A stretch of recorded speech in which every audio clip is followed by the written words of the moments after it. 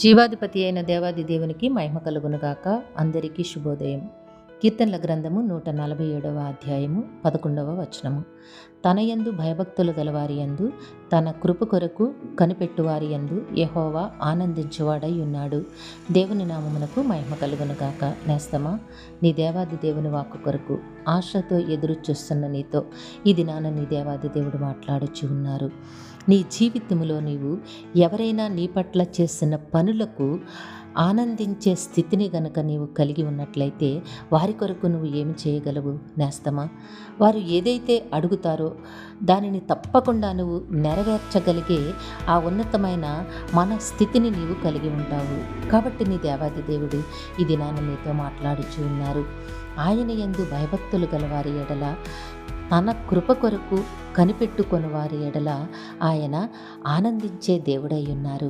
నేస్తమా, నీవు కూడా దేవుని యందలి భయము కలిగిన వానివై, భక్తి కలిగిన వానివై, కేవలము ఆయన కృప కొరకు కనిపెట్టు కొనువానిగా మాత్రమే నీవు జీవించగలిగినట్లయితే ఆయన నీ యందు ఆనందించి నీ జీవితంలో అవసరమైన ప్రతి మేలును, ప్రతి ఆశీర్వాదమును నీకు తప్పక అనుగ్రహిస్తారు. దేవుని ఆశీర్వాదమును నీవు తప్పక పొందుకుంటావు.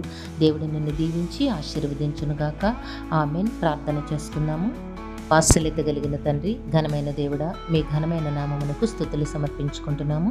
మీ బిడ్డకి మీరు ఇచ్చిన వాక్కును బట్టి మీకే స్తుతులు, స్తోత్రములు. మీ బిడ్డ జీవితంలో మీ అందరి భయభక్తులతో జీవించి మీ కృప కొరకు కనిపెట్టగలిగే యోగ్యతను అనుగ్రహించి మీ ఆశీర్వాదములను పొందుకునే స్థితిని నాయన మెండుగా అనుగ్రహించమని వేడుకుంటూ ఉన్నాము.